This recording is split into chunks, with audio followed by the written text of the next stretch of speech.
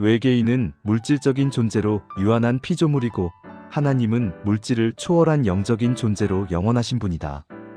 이들 외계인은 어디까지나 물질적인 존재이다. 눈에 보이는 육신을 지니고 있다. 기술과 능력이 뛰어나서 변형할 수 있고 외형을 가릴 수 있는 기술도 있을 것이지만 시간이 지나면 노쇠하고 부패하여 소멸하는 존재이다. 육을 초월한 영적인 존재로 영원하신 하나님과는 구별되는 존재이다.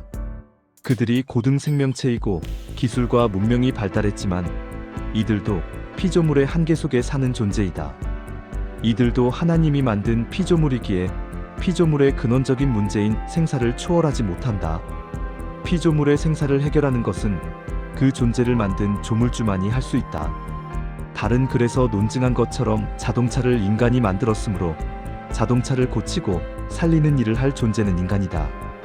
자동차 스스로는 자신을 고치고 살리지 못한다. 이러한 이치를 통해서 우리가 알 수 있는 것은 피조물은 자신의 근원적인 문제를 해결하지 못하는 특성을 보인다는 것이다. 그러므로 인간이고 외계인이고 자신들의 근원적인 문제를 해결하지 못하는 특성을 보이는 한 피조물일 따름이다. 이들 외계인들이 인간의 능력을 초월하고 고등 문명을 이루었다 해서 그들이 신적인 존재가 될 수 없음은 그들 역시 그들의 근원적인 문제를 해결하지 못하는 피조물의 특성을 보이기 때문이다. 흔히들 인간이 할 수 없는 뛰어난 능력을 보이는 존재를 신으로 여기고 숭배하기 쉽다. 그러나 이것은 조물주와 피조물의 관계에서 피조물의 특성을 파악하지 못하는 단견에서 비롯된 생각이다.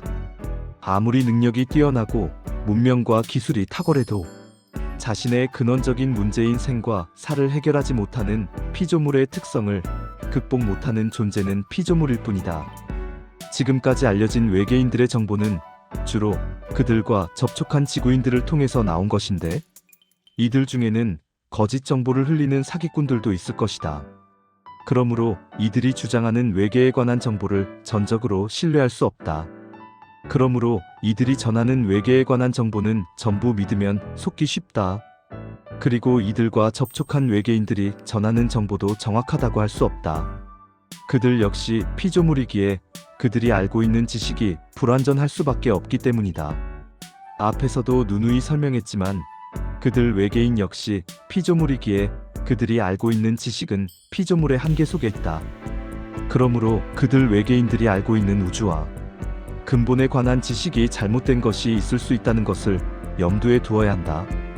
외계인의 지식도 피조물의 한계 속에 있으므로 불완전한 지식이다. 그들 외계인들이 우리 지구인보다 문명과 지식이 월등해도 그들은 우리 지구인과 같은 불완전한 피조물이기 때문에 그들의 지식도 얼마든지 잘못된 것일 수도 있을 것이다. 그들이 전하는 정보는 그들의 과학과 지식으로 파악한 것을 전하므로 완전한 것이 아니다. 그들이 알고 있는 지식은 눈에 보이는 현상을 파악한 것뿐이고 눈에 보이지 않는 영적인 것은 알지 못할 수도 있기 때문이다. 앞에서도 지적했듯이 하나님에 관한 지식은 피조물로서는 알 수가 없고 하나님이 계시하여야만 알 수 있기 때문이다. 그러므로 그들의 과학 문명이 아무리 발달했어도 하나님의 계시를 받지 못한 상태라면 그들의 영적 지식은 즉 하나님에 관한 지식은 하나님을 믿는 지구인보다 못할 수도 있다. 그들과 접속한 사람들이 전하는 정보는 대개 그들은 문명과 과학을 자랑하며 평화와 질서를 누리는 안정된 삶을 사는 것으로 알려져 있다. 지구인들이 전쟁이나 하고 탐욕과 범죄가 가득한 불안한 사회를 사는 것을 안타까워하고 평화와 질서를 이루고 살라고 충고하고 있다. 하나님을 사칭하며 거짓 영의 하수인 노릇하는 외계인을 경계하여야 한다. 그런데 이들 중에는 천지 만물이 하나님의 피조물이라는 것을 부정하고 있는 외계인들도 있다. 심지어 이들 외계인들 중에는 지구인들을 자신들이 만들었다고 주장하는 외계인들도 있다. 이들 외계인 중에는 성경이 잘못된 경전이라 폄하하고 심지어 자기들이 하나님이라고 하는 종족도 있다. 반면에 어떤 외계인들은 우주를 통괄하는 전지전능한 신을 섬기는 외계인들도 있다 한다. 이들이 섬기는 신은 우리가 믿는 하나님과 동일한 분이 될 수도 있을 것이다. 그러므로 지구인과 접속한 외계인들은 여러 종류가 있고 각기 거주하는 행성이 다르고 그에 따라 그들이 전하는 정보도 다른 것 같다. 지구인들에게 호의적인 외계인들도 있고 그렇지 못한 부류도 있는 것 같다. 분명한 것은 외계인들의 문명과 과학기술이 아무리 고도로 발달되었어도 그들 역시 피조물이기에 그들의 지식과 정보도 불완전하다는 것이다. 이런 관점은 세상을 창조주 하나님과 피조물인 우주만물로 구별해서 가르치는 성경적인 가르침에서 나온 것이다. 그러므로 성경적인 관점에서 우주와 외계인을 파악하면 그들의 잘못된 지식과 거짓 정보에 미혹되지 않을 것이다. 세상에는 이들 외계인들의 정보뿐 아니라 거짓 영들의 잘못된 정보가 많이 있다. 이에 대하여 성경에는 다음과 같은 경계의 말씀이 있다. 악한 자의 임함은 사단의 역사를 따라 모든 능력과 표적과 거짓 기적과 불의의 모든 속임으로 멸망하는 자들에게 임하리니 이는 저희가 진리의 사랑을 받지 아니하여 구원함을 얻지 못함이니라. 이러므로 하나님이 유혹을 저의 가운데 역사하게 하사 거짓 것을 믿게 하심은 진리를 믿지 않고 불의를 좋아하는 모든 자로 심판을 받게 하려 하심이니라. 데살로니가 후서 2장 9절에서 12절. 외계인들의 거짓 정보뿐 아니라 영적인 미혹의 세력들이 사람을 속이려고 능력과 표적과 거짓, 기적을 통하여 사람들을 속이고 있다. 인간의 적은 지식과 분별력으로는 이들을 분별할 수 없다. 그들은 인간보다 능력과 지식이 월등한 존재이기 때문이다. 그러므로 그들에게 속지 않으려면 하나님이 우리에게 계시하신 영적 지식의 보고인 성경을 통하여 분별해야 한다. 성경을 자세히 읽고 성경을 표준으로 판단하면 그들의 거짓을 알 수 있기 때문이다. 누가 성경을 길이를 재는 자라고 하였다. 눈으로 보아서는 길이를 정확하게 알 수 없지만 자를 들이대서 재면 정확한 길이를 알 수 있다. 그러므로 이런 정보에 대하여 성경 말씀을 비추어서 재보면 그 실체를 금방 알 수 있는 것이다.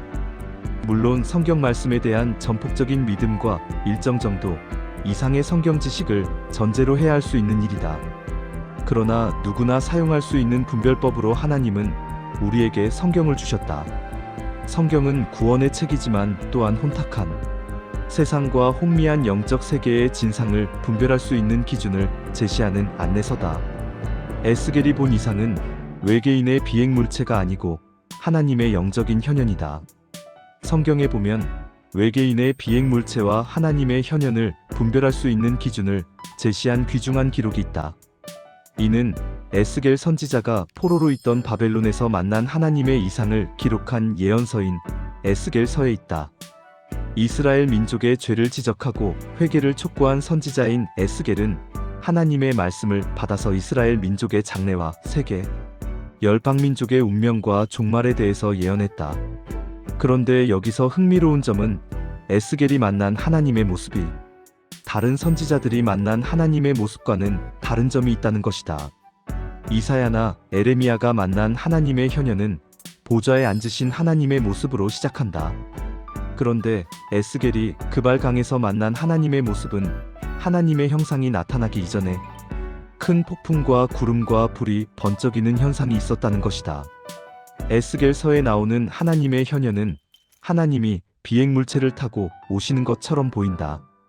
북방에서 구름과 폭풍 속에서 불이 번쩍번쩍하면서 나타나시는데 에스겔 1장 4절. 그 모습이 비행물체같이 보이기 때문이다. 하나님이 이렇게 비행물체 같은 것을 대동한 모습으로 현현한 것은 에스겔서에 기록된 것이 유일하다. 그래서 어떤 사람들은 이 비행물체를 외계인의 비행접시처럼 생각하고 하나님을 문명이 발전한 외계인이라고 생각하기도 하고 인간과 접촉한 일부 외계인들은 그렇게 주장하기도 한다. 그러나 에스겔이 본 하나님의 이상은 육신의 눈으로 볼 수 있는 비행물체가 아니고 영적인 하나님의 이상을 본 것이다. 어찌 그러냐 하면 에스겔에게 나타난 하나님의 이상은 다른 사람들의 눈에는 보이지 않고 에스겔에게만 보이는 영적인 이상임을 나타내주는 기록이 있기 때문이다. 이는 이후에 에스겔에게 나타난 이상 중에 하나님을 에스겔과 같이 있던 사람들은 보지 못했던 것을 보면 이를 알 수 있다. 장로들과 같이 있을 때에 하나님이 이상 중에 에스겔을 이끌어 공중으로 들어서 예루살렘 성전으로 데려갔다. 에스겔 8장 1절에서 4절. 하나님의 영적인 능력으로 공중으로 들어올렸다. 그러나 같이 있던 사람들이 이를 보고 경험했다는 기록이 없는 것으로 보아서 이들의 눈에는 하나님의 이상이 보이지 않았기에 이에 대한 배경 기록이 없었다고 할 수 있다. 에스겔에게 나타난 하나님의 이상은 다른 사람의 눈에 보이지 않고 에스겔의 눈에만 보이는 것으로 영적인 눈으로 본 것이라고 할 수 있다. 영적인 눈으로 본 것은 영적인 하나님의 이상을 본 것으로 외계인의 비행물체와는 다르다. 외계인의 비행물체는 육신의 눈으로 볼 수 있기에 나타나면 누구나 볼 수 있다. 그러나 하나님의 이상은 육신의 눈으로 볼 수 없기에 다른 사람은 보지 못하고 하나님이 영안을 열어주신 에스겔에게만 보였기 때문이다. 영이신 하나님은 영안이 열려야 볼 수 있다. 영이신 하나님은 인간의 육신의 눈으로 보이지 않는다. 고린도후서 3장 17절. 영이신 하나님을 볼 수 있는 것은 인간의 영이 살아나서 영안이 열려야 볼 수 있다. 그런데 영이 살았다 하여 누구나 하나님을 볼 수 있는 것이 아니고 영적인 눈으로 하나님을 볼 수 있는 사람은 극소수이다. 그것도 하나님의 특별한 은혜로 천국에 올라갔던 사도 요한이나 계시록 4장 2절 3절. 다메섹 도상에서 예수님을 본 사도 바울이나 사도행전 9장 3절에서 7절. 또는 에스겔, 이사야 등 하나님이 특별히 영안을 열어준 사람들만 볼 수 있을 정도로 극히 드문 것이다. 일반 신자들은 대개는 환상이나 꿈속에서 하나님을 볼 수 있는데 성육신하신 하나님인 예수님을 본다. 인간이 육신의 눈으로 하나님을 볼 수 있는 것은 하나님이 육신의 모습으로 나타나실 때에만 볼 수 있다. 아브라함의 장막 앞에 천사들과 나타나신 경우라든지 창세기 18장 1절 2절, 출애굽할 때에 시내산에서 모세와 이스라엘 장로들에게 나타나신 것처럼 출애굽기 24장 사사시대에 주의 사자가 나타난 것 사사기 2장 1절 등 육안으로 볼 수 있는 것은 아주 특별한 경우이다. 그러나 모세는 특별한 은총으로 하나님을 육안으로 보며 살았다. 그리고 이 같은 은혜를 받은 다른 선지자는 없었다. 신명기 34장 10절.